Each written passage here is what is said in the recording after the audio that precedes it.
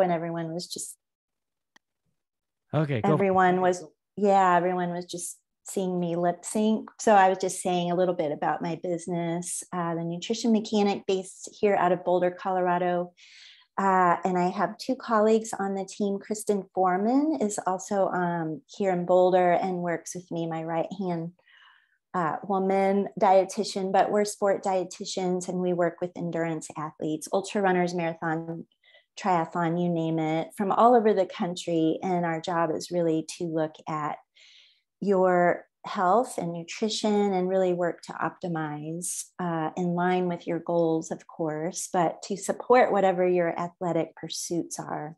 So that's a pretty comprehensive business, even though I just made it sound really easy, that it's just, we just do this. But just like ultra running and even just like these tech issues, we always uncover things that need to be fine-tuned or overhauled or, improved. And so that's our job as dietitians and sport dietitians, is to really pop under the hood and look what's going on in the body and externally as well. But with regard to ultra running, which is what we're here to chat about, John, I think you were saying I could show a few slides for a few minutes regarding some race nutrition tips. Yeah, I think that would be great. As a race director, the most common questions that I get from folks revolve around what should I be eating during a race. And so I hope that maybe you could help us out with that a little bit. Yes, great. Let me switch over and go through a few things, because I think, sometimes seeing a few bullet points on a slide in addition to hearing some points can help. And this is always a great question to ask, because not knowing who's here and what your experience level is with running or ultra running is really, if you do have aspirations to finish an ultra and you're fairly new, understanding what is a primary top of the charts reason why we don't finish ultra running races or ultra marathons. And if anyone is, on their keyboard wants to type, or on your phone wants to type what you think the reason is, I would just love to hear that, what y'all think. But maybe I'll jump the gun and just tell you right now. It is GI distress, gastrointestinal distress, that shuts us down and can be a problem early on in a race. It can happen at any point during a race. There's so many layers and reasons behind it, but nutrition and hydration strategies can prevent GI distress or minimize the onset or the severity. So that's the reason why I think, John, and thank you for featuring me, but bringing that to light, because unfortunately, some of us don't appreciate what I just said until it happens, and maybe happens over and over, or, and what I'm talking about can be, like vomiting, it can be diarrhea, it can be just uncomfortable cramping, abdominal cramping and bloating. So paying attention sooner than later in your training up to race day is really a key piece here.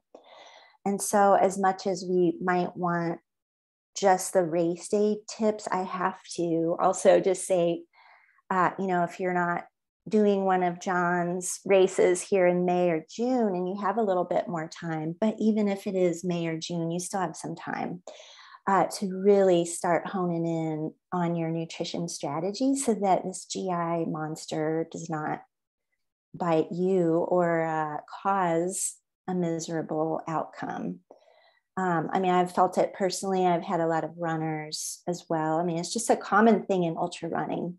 And I don't know, John, how much this year you've spoken to your groups or your group about this or other people, but certainly sharing the stories that you've had and things you've seen as a race director, like we don't make this stuff up. But what can we do about it? I'll zip to a couple things here and then we can entertain some questions. So what you're doing before your run, think of even just race day.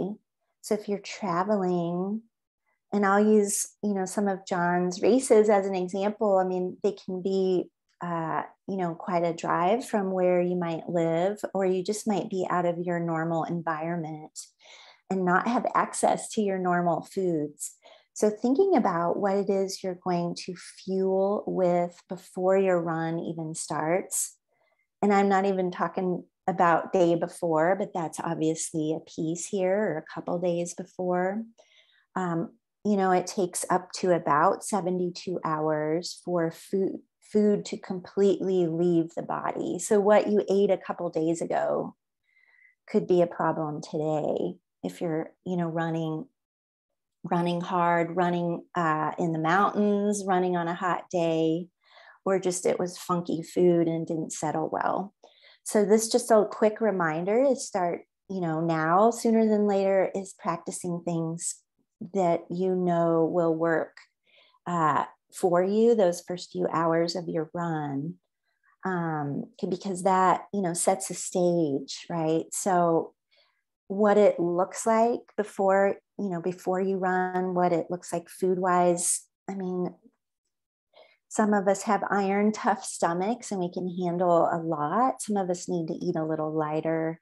Some of us need softer food, like think of banana, banana peanut butter. It's like there's not a whole lot to it, but others can do, egg burrito, or, egg sandwiches, or smoothies is something. So I'm not going to tell you exactly what to have because I don't know you, but these are things to explore and really just turn the light bulb on if it's not on your radar right now.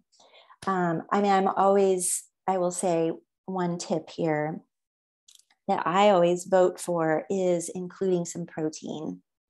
So I'm typically not a fan of just a banana or like an energy gel before you run, or just oatmeal. Like, let's add some protein into this pre-run or pre-race breakfast, so it just sticks with you longer and we're not chasing a blood sugar roller coaster from the get-go.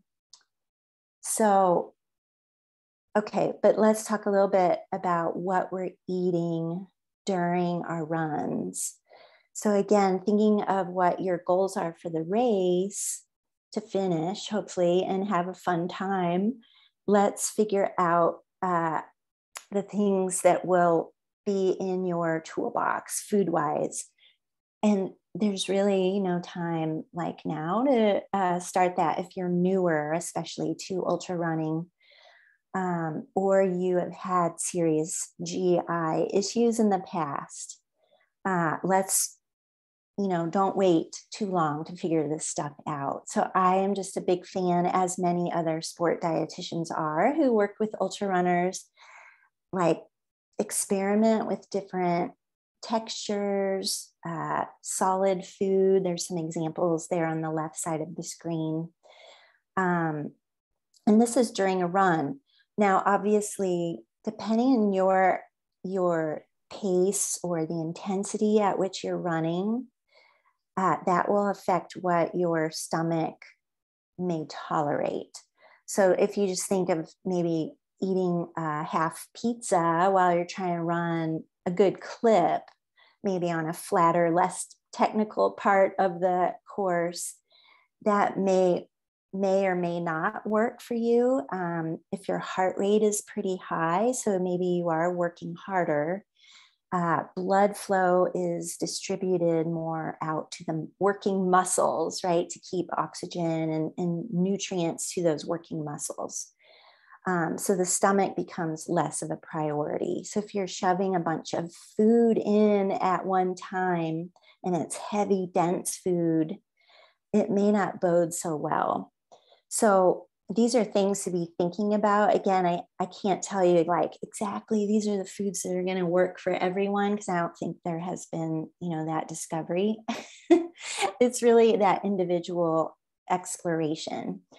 But you can look at the course for your, your races coming up and maybe figure out a general time frame. Like for this, the harder climbs, I may use easier to digest calorie sources. That might be gels for you.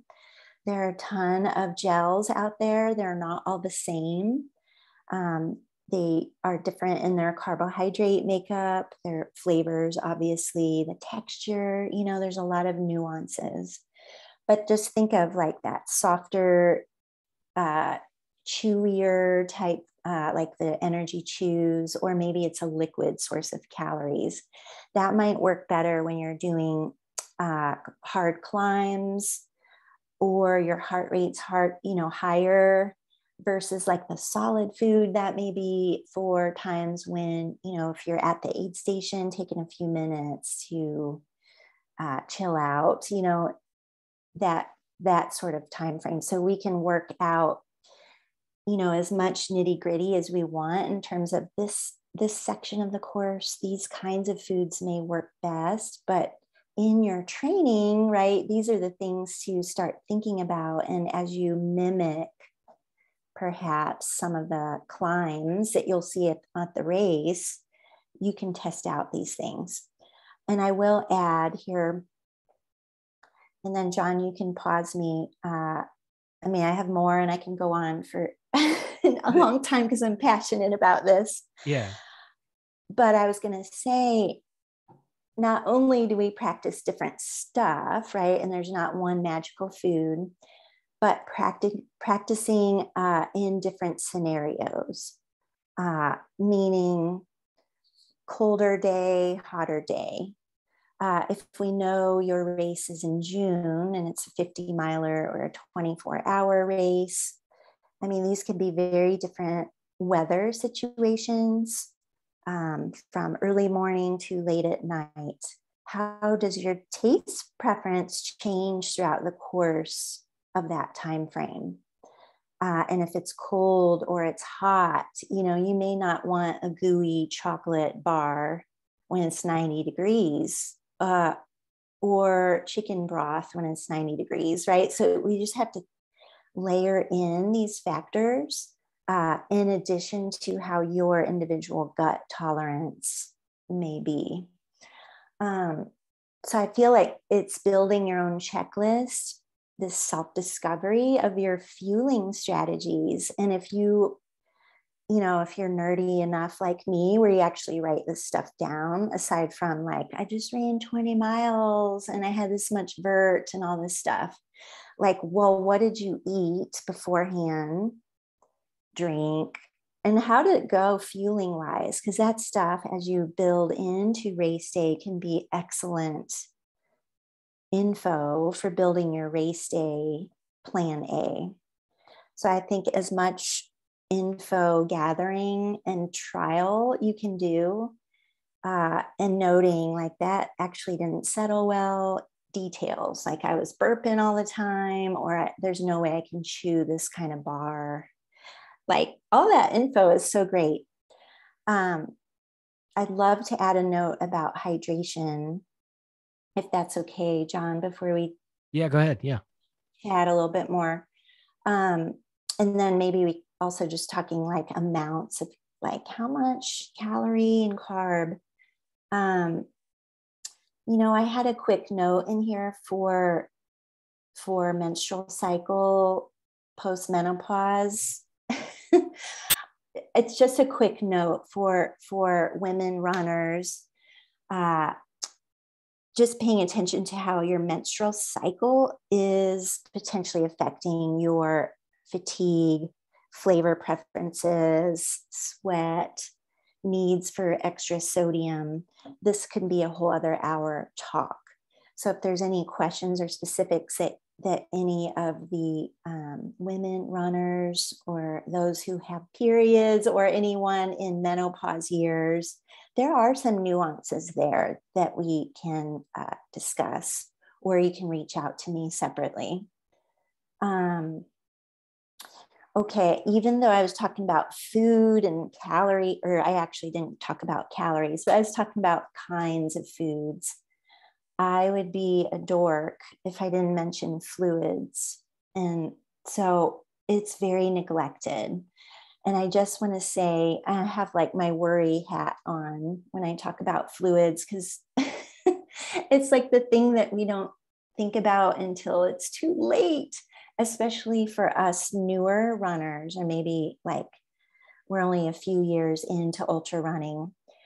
However, having said that, I've worked with a number of experienced ultra runners where we've had some GI distress, some fueling issues. And actually, when we dig in more, the hydration strategy, it didn't exist, or we just got behind way too soon into a race.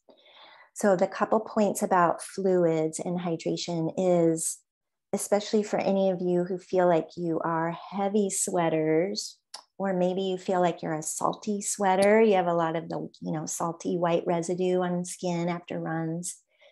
For any run race that's going to be over 3-4 hours, which I would say maybe, John, all of yours except, maybe there's a half marathon distance or something that's not over 3 hours, but we don't want to drink plain water necessarily.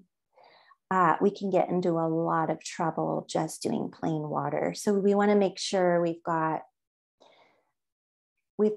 some electrolytes or sodium in our drinks, especially if you are, again, that sweaty runner. If you've got some salty foods, that's going to help out. But sodium is really a key electrolyte responsible for a lot of functions in the body. But if you just keep it simple and think about sodium as a way to help the body stay hydrated or become less dehydrated so quickly, looking at the products you use, the foods you use, the drinks you use, get a feel for how much sodium you're taking in during your training.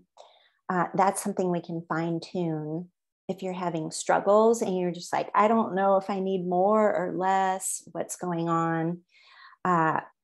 So again, the things I wanted to say here is we want to be careful not to drink just too much plain water, because that can dilute our blood sodium levels and cause or be related to some cramping, puffiness, headaches. We can lose our focus. There are severe consequences if we are just plain drinking way too much water over the course of 12 hours, 16 hours, and beyond.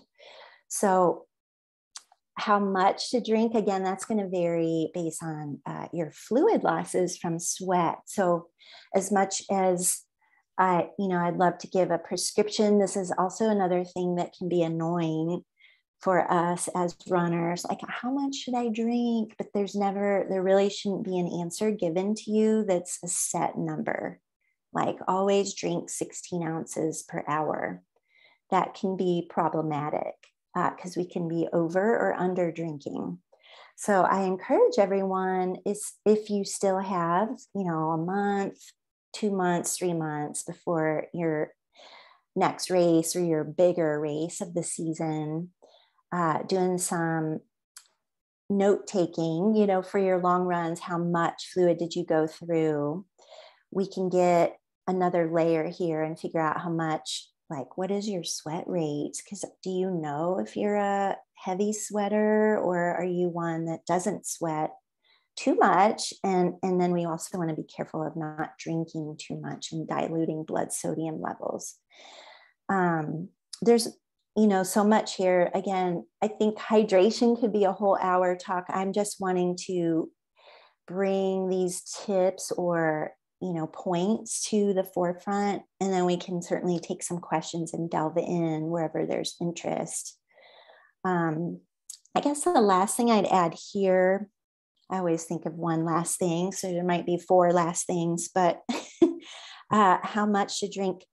The research shows like you got to train your gut pretty well to tolerate over a liter of fluid per hour. So if you feel that you're one that needs quite a bit of fluid, I would keep an eye on quantity or volume that you're taking in over the course of an hour. And if you're out there for 6-8 hours in your training runs, you're going to have to pay a little attention, or at least, figure out, okay, I'm starting with what's in the bladder, and I've got these 2 bottles in the front of the pack. How much am I starting with? How much did you have at the end of your run? But just note that. But I just wanted to say here, if we're pushing too much fluid into the system and we haven't trained our gut to do so, and we're doing this on race day, we can experience some GI distress just from overdoing fluid, even if we have the right kind of fluid coming into the body. I think the bottom line is hydration is not to be discounted. It plays a key role in digesting all that food we're putting in, keeping muscles from not getting irritated, helps with brain, like some of John's crazy races that are like super challenging for maybe, depending who you are. Like I want to have my brain on the whole time. And so I better stay well fueled and well hydrated so that I'm not getting off course and I can have a great time at the same time. Okay, John, I think I'll let you come in, but wait, one more thing. Like how much to eat on our race day. Yeah, I wish I had that answer for you too, but I want to show you the range and just keep in mind this strategy because it's a thing I see as a mistake with those who maybe don't have the best race outcome due to nutrition strategy. Again, there are always outliers, so I'm using some generalizations here, but the nibbling your calories, even if it's a gel or it is sandwich bites, whatever it is, like the nibble trickle over the course of, let's say, an hour tends to work a little bit nicer on the stomach gut, than waiting to the top of the hour and doing like a 600 calorie, devour the whole thing. I know there are exceptions, and the longer we're out there, so 100 mile, 200 miles, we may be able to do that bigger meal every hour, but the shorter the run, maybe the harder you're running, that nibbling pattern seems to be a little better. So that might mean you're taking something every 15 minutes or every 20 minutes, something like that. It could be every 30. Depending on how many calories you're aiming for, and perhaps you're just going by feel, that's okay. That works for a lot of runners. But if you are trying to put some math around this and really plan your strategy a little bit more, on the screen there, you see the range of calories that most ultra runners aim for. It's a pretty big range, in my opinion. If you have no idea where you're at and you're new to ultra running or new to this scene, you may want to start around 150, 200 calories per hour and work up from there instead of the opposite way, starting with a boatload and then suffering. But, I've seen it all and heard it all, and there's no one right way to figure out your sweet spot. So I think, like for race day, the keys here would be, thinking of our race. It's kind of like I'm going to do what I've done in training, although I just have to go a little longer, or a hell of a lot longer. But hopefully on race day, we figured out that pre-race fueling strategy, right? Because we've practiced that and we know we can count on our overnight oats or our smoothie or our burrito, whatever it is. And we have the timing down. So these are things, again, to be practicing in training. And then for the race itself, we have to be flexible. Like just in the beginning, John, with our tech issues, it's analogous to ultra running racing. You've got to have flexibility. And as much as I've tried to help many ultra runners, like hour 1, hour 2, hour 3, hour 20, blah, blah, we've got to have flexibility and listen to what the body's telling you. Like, heck no, I need salt right now. I need the salty pretzels, not the sweet thing, or I need to back off. These are all things I think, you can mimic to some degree in your training if you're paying attention to that. And we're putting some of those other key principles in place, knowing we don't want to take too much food at one time. We want to stay on top of hydration, and then have some flexibility to not be shut down by choices at an aid station. So this is another thing I would just add for the runners here looking at your race, the website, getting all the scoop. Ask the race director. John, you are always so good to help your runners as well understand what you are providing and encouraging runners to bring their own stuff if they need to, or maybe there's a mix, right? So we're well supplied. We've got what we need and what we've tested, but we also know what the volunteers are helping us out with at the aid stations. And so we have a good mix of fueling options. I'm going to pause because that was a longer ramble than probably wanted.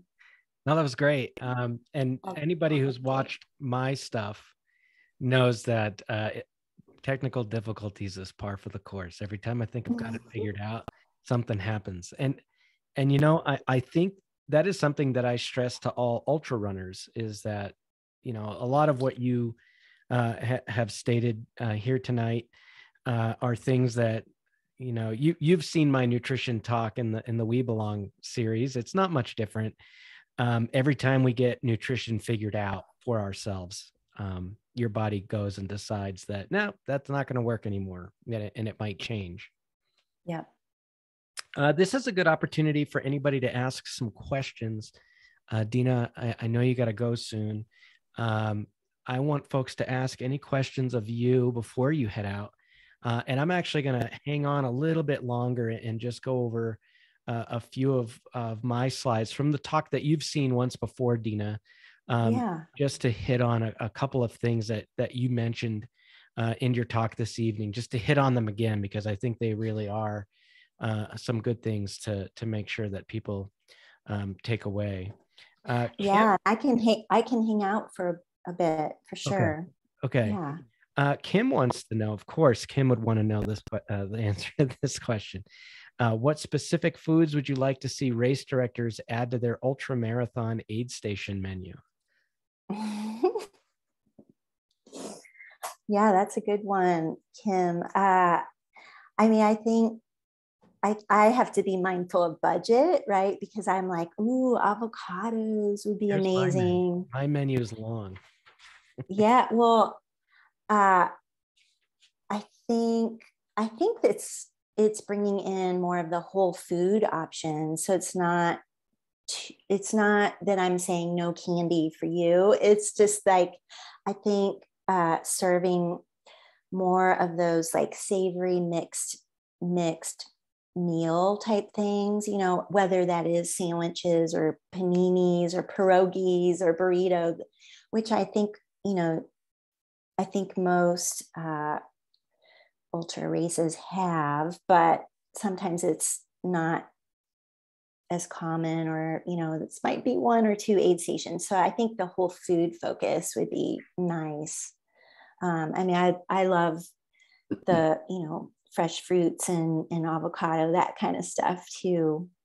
What do you have some new stuff, John, this year, or anything that you can share that I'm not aware of? Well, we used to do bacon, but because of inflation, bacon's at $5 a pound. And so as a race director, I can tell you that bacon has become a considerable expense that it wasn't before. Yeah. So now it's one of those things like, hey, if you're a runner and you want bacon, you definitely should bring your own bacon, because BYOB. yeah, that makes more sense Yeah. than for me to go, I mean, how much bacon can I buy before I'm broke?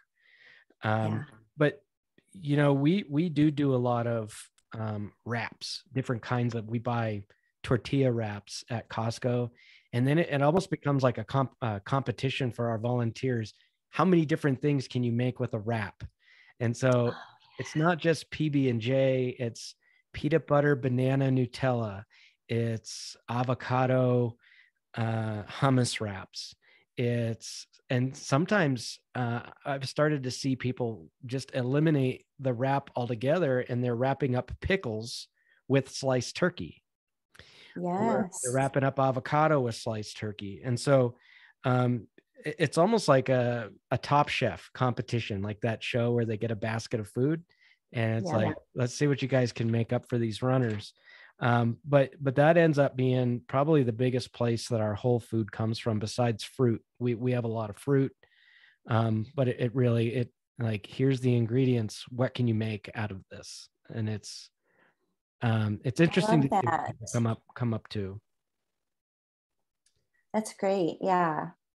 Some variety, and mixing some salty in there. And, there are people who don't want the animal protein. So you've got that covered. Yeah. It's like numerous combos. Yeah, that's the other challenging thing. And I'm sure Kim can attest to this as a race director, is just how many people have a very specific dietary restriction. Like, we get all people that have, they can't have gluten, they're vegan, they're vegetarian, like, and it's like, man, I could stand here all day and take everybody's dietary restrictions, and then I'd just be standing there, my brain would be absolute dog doo-doo, trying to figure out, well, what do I do for all these people when everybody has a different, I'm a pizza and beer guy, so like, who's bringing me pizza and beer? Nobody. So it gets really challenging, but I'm starting to figure out the things that we can do, that, what things are gluten-free that actually everybody would enjoy. Yeah. And, yeah, if it's okay to say and call out Kim here, because I know she's been working also on call her out. Categorizing, like, what are our vegan foods. And actually the list is adequate. It's quite lengthy, actually, and making some things fairly easily gluten-free, or making those swaps. I don't know if, Kim, you want to unmute and share anything, but that it's, I think, where we're headed to try and cater more, but being mindful of the budgets as well. Yes. I will say I did the big food shop today for a race we have on Saturday. I think the only two big things that like cost more were the rice cakes instead of regular bread, because you can get bread for so cheap, and the gluten-free Oreos, which just kills me because the package is smaller and it costs more, and it just is so aggravating. But we love our runners, so we got the gluten-free Oreos. Nice. Yeah, and the gluten-free pretzels too. Those cost more. Ooh, yeah. But they actually taste better, is the feedback that I've gotten there. Yeah. It's always good practice, if you're a runner and you do have a dietary restriction, to plan your drop bags and your crew help, like whatever you're putting in your pack. It's okay to be self-sufficient. And I'll tell you, in all the years when I first started running ultras, of course, I relied on aid stations. I didn't know better. But once I figured out the things that I liked and the things that worked for me, I never counted on a race having those things. I brought them for myself. And that's what drop bags are designed for. That's what a crew is for. That's what all these things are there to help you. So help yourself. Yeah. And not to toot my own horn. I did have a slide on that too, just to back you up. Like drop bag, that's perfect opportunity, not only for your own goodies, but backup stuff or things you may not think you want, but all of a sudden the weather changes or your stomach flips or whatever. Aside from maybe some treatment options, like if peppermint works for you, or ginger, or some other remedy to just settle down the stomach if it's acting up. But I think drop bags are so great. It's like love. There's a question here from Lynn. She says she's actually going to run my new Levada race in June, and her first race since being diagnosed with diabetes. And she ran Cocodona 250 last year. She was surprised that she wanted real food. I'm sorry. They were surprised that they wanted real food after mile 50. And it just says, any advice? I've known a lot of diabetics that actually are 100-mile runners. And that is an interesting science experiment to watch, trying to figure out your basal rates, if you're going to wear an insulin pump or not, if you have one full time, or if you're just doing injections. That all is incredibly complicated. And my heart goes out to you, Lynn, on that front. But you were surprised that you needed real food after mile 50. This is where, before you answered, Dina, on one of your slides, you said have mini meals. And in one of the pieces of advice that I always give people is to ditch the watch. However, there is one reason why I wear a watch when I'm running, and that's to remember when it's breakfast, lunch, and dinner. Because I always eat breakfast, lunch, and dinner when I normally eat breakfast, lunch, and dinner in the middle of a race. Like I have to. It is part of your body's circadian rhythm, or your biological clock. Like you're used to eating at certain times during the day. And I don't think it's a good idea to deprive your body of that opportunity to eat when you normally eat. And so I would throw that in there. But do you have any advice for Lynn, who's going to be running their first race with diabetes? Well, first of all, I love what you said. Yes, because those times and working with the light exposure and then the evening when it's dark, and so there may be times to do that bigger meal for sure. Yeah. And I remember now you saying maybe ditch the watch. I think that might, maybe for the newer runners, maybe they need the watch the first few years, getting getting schooled by ultra running, and how nutrition can, not be so straightforward. But I can see what you're saying too, to then intuitively sense and trust the body. But for Lynn, I'm not sure if it's type 2 diabetes or type 1, because those would be different scenarios for sure. But yeah, I guess I'm not sure what the question is regarding advice. Type 2. Okay, Lynn. I think with a 250, gosh, it's such a long time out there, and your overall, I'm generalizing, but overall intensity is low. Yeah, in fact, Lynn, so suggesting, okay, I'm not anti-tailwind, 100% anti-tailwind, but I will, okay, I am kind of. I am. I would say to start with real food, or like John was saying, use chunks of the day to use real food. I tend to recommend saving tailwind for, like hardest parts of the course when nothing else is working, or later on. Sorry, I'll go there. Don't use tailwind, Lynn. But there are, if you do need some liquid calories, there are some other products we could look at. Maybe I'll type those in the chat. I think though, Lynn, keeping blood sugar pretty steady, that, because with your exertion and everything, we don't want to get lows, but we don't want to get the highs. I'm guessing you might get actually some lows that's where those mixed foods with a little bit of protein or a little bit of fat can really help, like the wraps or the sandwiches, quesadillas. And you may want to put in some more protein, actually.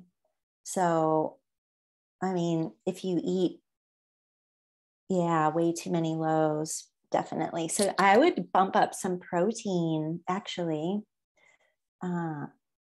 Lynn, maybe I'll type a few examples in as John goes to the next. I'm going to ramble. Topic, yeah. Jamie wanted to know, any thoughts on hot shot? I'm going to handle this one. Hot shot for effectiveness to prevent cramping. So let me see here. I actually have pulled up the Hot Shot website. And so I'm a big proponent of reading labels. Read labels. So here's Hot Shot for muscle cramps. And it's filtered water, organic cane sugar, organic lime juice, organic. This is some hipster stuff right here. And that's okay.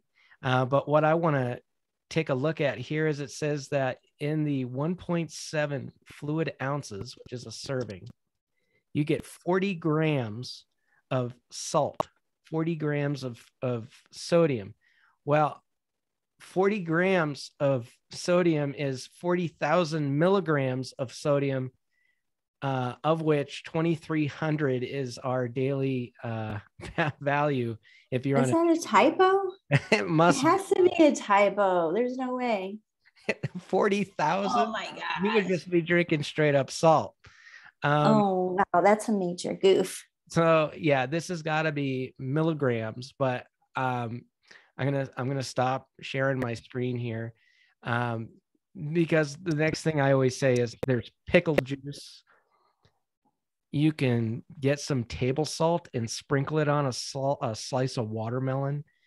You can eat mustard. Like aid stations have mustard. These are things that a lot of aid stations typically have: mustard, pickle juice, and table salt. And you can take the table salt and sprinkle it on a water. If you've never done that, it is so yummy to have salt on a piece of watermelon. But these are some actual real foods, like real ways that you can get cramping to stop without relying on some kind of chemical concoction that's out there. That's my 2 cents on that. And if you have anything to add on that, I really hope it's not 40,000 milligrams of salt. That would be something. Well, I agree. Yeah, if you have cash to blow and you want to spend, I think those are like $6 or $7 each, or I don't know. I mean, they work for some people who do have cramping. I would wonder, in my view, like, let's get to the root of, if you're having chronic muscle cramping, let's get to the root of it. Is it a nutrition, hydration issue or some other mechanical issue? Improper gait, or what's going on muscularly. But yeah, to back you up, John, there are a lot of other more inexpensive ways to mitigate cramps or treat them. So yeah, hot pepper, some of the menthol products, salt, mustard. Hot pepper, is that like pepper flakes you'd put on pizza kind of a thing? Yeah, exactly. Man, I'm just going to start. Or just down that. The pizza restaurants, they give you all the packets. I'm just going to start. Take those packets. I'll send you a care package. I have a bunch. My grandmother just take the salt shaker. Nobody will know. Okay. I have a couple of quick slides that I want to share just real quick. And you can weigh in on any of this too, Dina. I'm not going to be too long because I could go for hours too, like yourself. The first thing I have on the hydration conversation. So I'm definitely not one of those people that is drink to drink to thirst. If you're thirsty, you're behind. And I'm one of these people that really likes to like impress upon you that you've got to pee.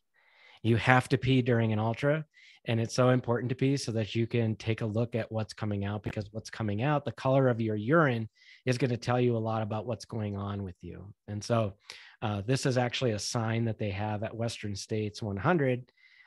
They use beer as the example. What color is your urine? Obviously, if there's Guinness, you're done. But you definitely don't want your urine to be clear. You'll notice here on my screen that there isn't a color that is clear, because it's my understanding that if your urine is clear, you're essentially just flushing all the electrolytes and everything out of your body, period. Like you're overhydrated. So this is just something I want to touch on in terms of hydration. I like to have a bottle of my electrolyte drink before the start of the race. So I'll have a handheld it'll take me an hour to drink it. I take my time with it. I always go to, if you're an ultra runner, we tend to live in zone 1 and 2 in terms of heart rate. And that is where these are fat burning zones. Fat is slow burning. It never ends. Women burn fat a lot better than men do, just physiologically designed that way. And it could be complete a-hole, and I'm just talking out that end, but I just think women are better at everything. Burning fat's one of the things. Glucose is really good fueling your brain, and it's the only fuel that your brain uses. And so, it tends to be the matchstick that starts the fire to burn your fat, but it's quick burning. And so I always kind of, remind people that, if you're running an average of 3 miles an hour, you're going to burn 300 calories in that hour. But your body can only absorb 240 calories per hour. So this may be where you correct me or not, Dina, but I'm under the impression that we are kind of always in a caloric deficit when we're running. And so that's why it's super important to pay attention to the things that we're actually putting into our body. And this is why I'm a stickler for actually reading nutrition labels so that you know what the ingredients are. And I see you unmuted yourself, Dina, so jump in. Am I wrong? Am I completely wrong on this one? I think so. Absorbing calories per hour, we can, they've found recently that you can take up more than what you have listed there, but it's getting into that GI distress risk, if I'm understanding what you're saying, oxidizing 240 carbohydrate calories, like 60 grams per hour. Is that what you're saying there? Yeah. Oh, yeah. So I'm saying, if you're running 3 miles an hour and you can only absorb 240 calories per hour and you're burning 300, then every hour you're at a 60 calorie deficit. And so I'm just trying. And if you're running faster, you have an even higher caloric deficit. And so I'm just trying to, like, here on the screen, my example are 2 different kinds of gels. And it's kind of just going, if you read the ingredients of both of these, they're very different kinds of gels. And you get, like this one has no protein. This one has 1 gram of protein. Potassium, you need potassium. This one doesn't even mention potassium. This one has 100 milligrams. This one has 60 milligrams of sodium. This one has 110 milligrams of sodium. So it's, these are the building blocks of muscle usage, muscle contraction, muscle relaxing. You need potassium, magnesium. Actually have that slide too. Yeah, it's there's a lot that goes into muscles being in a relaxed state versus contracted state, and it's a constant flow of these different materials coming in and out of the sarcolemma, which is the sheath of your muscle. So I just want people to understand that it's very important that we read labels so that we understand what things we're actually putting in our body, instead of just falling for the next gimmick. And then I always have these fuel burning profiles. Again, if you're an ultra runner, we live in this fat burning place. This isn't my push for everybody to be keto. It's just, we live in a fat burning place. And so it doesn't matter if you're vegetarian, vegan, or a meativore like myself. Fat's okay. And I believe that gels are a quick fix. And Dina, the last 2 slides I'll show are my favorite. And I know you'll never forget these. When I ran Western States, I ate 6 hot dogs, and they were the single greatest thing I've eaten in an ultra, because they're full of fat, full of salt. The rest is unknown, but they burn a long time. So compared to gels, which are a quick fix, these are my little cupcakes. And the story is that one year at the Vermont 100, I wanted to see how many gels I would need to eat every hour for the 100 miles if I was going to run the whole race on gels. And it was 4 gels an hour every hour. I had 81 vanilla power gels. I have, yeah. So Dina's lost it. I had 81 story. Power gels in 20 hours until I could not possibly have, I haven't had a gel since. I can't do it. Not a race food. If you're running a 5K, a 10K, if you're in the higher heart rate and you're not going to be out there too long, have at it with your gels. But as a race director, nothing ticks me off more than runners showing up to my race asking me for where the gels are at the aid stations. The answer is we don't have any, because that is the absolute worst food for you for a long distance run. Stop asking for gels. Bring your own. Not a thing. 81 gels, Dina. That's how many I ate on my way to sub 24. Keep that down, by the way. Did you keep like any GI distress, or did you handle that okay? I'm not telling you that. Yes. No. Oh, yes. yeah. Okay. My mouth was full of open sores from the pure sugar content of the gels. So I had that's like PTSD. I haven't had a gel since. I never will again.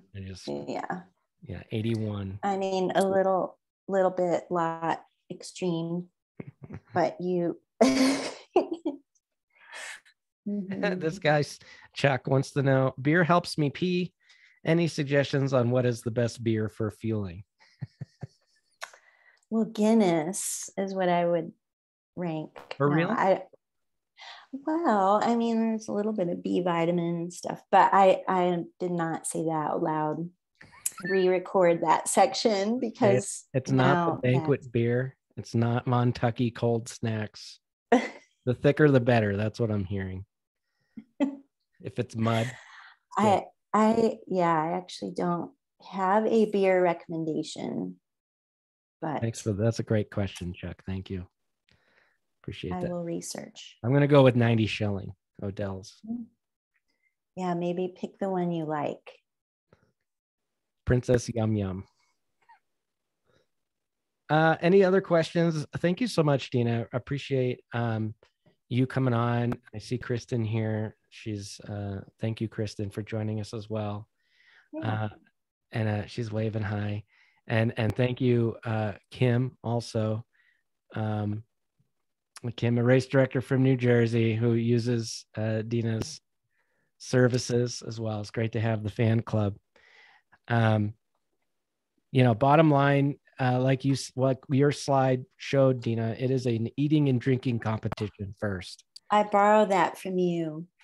Stole it. I wondered. Yep. Thank you. Yeah, I meant to say that.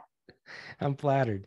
Yeah, it's an eating and drinking competition. We just so happen to be running, and some of us don't even do that. It's a hiking thing, and that's okay too.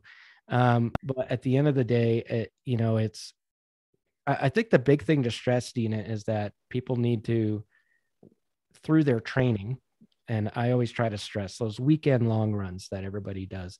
That really is the time and place to be testing out all the different foods that you might eat on actual race day. So don't be afraid to make those portables, make the things that you're going to stash in your pack for your long 6 to 10 hour run on Saturday, and try all the things out on those. If you're going to chuck it up, if it's not going to sit well, have it happen in a training run. Don't let it happen during the race. The idea is to show up on race day, ideally knowing the kind of fuels that are going to get you there before you even arrive. And it's okay to email a race director, ask them. I get that email pretty much once every race. What's on the menu? And I don't know if you have it, Kim, but I've got the template already saved in my email thing. So I just have to copy and paste it into the answer thing. I'd like to get a copy of that, John. You're sharing. Yeah, I'll share it with you, my menu. I can't find jelly beans anymore. They've disappeared. Not even at Walmart. So if you guys like, I can ship you some. I just saw them at the store today. I can't find them anywhere. Anyway, I mean, that's the other thing is, we expect, myself as a runner, we expect race directors to have specific foods at all their aid stations. And at the end of the day, we just never know what they're able to find or not. It depends on volunteers. How many do they have enough volunteers to even make the stuff? Do you have a way to keep it cold? Food safety? Oh my God, how many race directors do not follow food safety? It's a lot, I promise. I don't see any other questions though. Do you have any parting information, Dina? Thank you so much for being so giving with your time this evening. We appreciate it. Oh no, I mean, thank you, John. I think yeah, it's great to chat nutrition, but I think for anyone curious and who wants to really, take it up a notch or just explore more for their own selves, especially if you are, looking to stay in ultra running for quite some time. I mean, doing a nutrition checkup or a tune-up or whatever you want to call it, with Kristen or myself, I think is well worth your money. You can spend a lot of time digging on social media to find your nutrition answers, and you get 400 different responses from people who aren't educated. So I think I rarely have seen a case where someone takes the time to learn a little bit more from a professional and it's a waste of time. I just have never seen that. So that's just a shout out for our team, the Nutrition Mechanic, but any good sport dietitian out there who has worked with ultra runners. So reach out if you need some help. Now, just to continue that, I know you do work with men and women, but you all have a very specific focus on women athletes. Is that correct? That's definitely high on our list, paying more attention to the needs of female athletes. It's emerging anyway in the whole field of sports science and nutrition science, just the unique needs. And it's not like, there are a zillion different things, but there definitely can be significant impacts when we make some adjustments to fueling within a menstrual cycle or for our menopause status, post-menopause. There's some things there that really need to be paid attention to. But yes, we still work with all the other humans, all the other lovely humans. Awesome. And the website is www.nutritionmechanic.com. Kim is on here. She's worked with Dina. Emily has worked with, everybody knows Emily, my assistant RD, my wife. Emily has worked with Dina and has fantastic things. In fact, the whole reason why I reach out to you first, Dina, is because the boss tells me to reach out to you first. Amazing. Yeah, she really loved working with you. You helped her an awful lot when she was running hundreds to the best of her ability, at the best shape in her life. Like really, she credits a lot of that to the work that she did with you and the testing she had done. So There's another, I haven't worked with you just because I'm afraid of what the nutritionist is going to say to me. So don't worry, I won't recommend gels or Tailwind. Awesome. All right. Well, thank you so much. Really appreciate it. If there's any last minute things. Yeah. Thank you. Kristen, do you have anything you want to add? Oh, hold on. I got to unmute you. Here you go. You know, I'm just really lucky that I get to work with this amazing human being named Dina. She and I have worked together for a long time. We go way back. So it's great to be part of the Nutrition Mechanic and working with ultra runners and, you know, endurance athletes generally is a great group of people to work with. I love working with athletes. It's such an awesome population. So no, it's mostly a shameless plug for Dina and me and what we do. And now I owe you another $20, Kristen. No, I'm just kidding.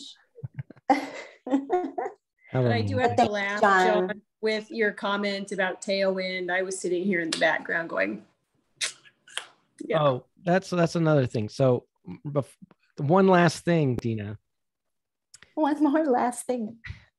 So we've talked about this before, but a lot of people have an issue digesting fruit, high pulp, high fiber fruits when they're drinking Tailwind, and they're not going crazy. I'm one of those people. If I eat oranges and watermelon while I'm drinking Tailwind, it just stacks up in my esophagus. It won't digest. And I just wondered if, you know, it's always good to, again, this isn't to knock Tailwind, but scientifically, do you know what's going on? I believe that's related to the fructose content of Tailwind in conjunction with the fructose type of sugar in the fruits, watermelon, and the amounts that we're consuming. So we only have so many transporters to take up that kind of sugar. So we can get backed up, so to speak. I mean, that's not the right word to use, but like the passageways to take up that fuel source and metabolize it. There's a rate limiting notion there. And so that's what's happening, I believe, when we're like Tailwind and watermelon and all the other kinds of fructose containing foods. It's a real thing. Some people are less sensitive, or they've trained, I don't know that they've trained their gut, but they are not as sensitive. It could also be some fermentation going on in the gut. Like and that can go, not quite, but maybe, the bacteria feeding on the fructose that's already been ingested. And then we can get some gas, bloating, and that can go out, you know, up or down the body, right? Through burping or whatever, or the other end. So I think it might be a combination of things, actually. Thank you. Thank you again, everybody. I hope this has been helpful. Dina, thank you so much for your time. And yeah. Thank you, John.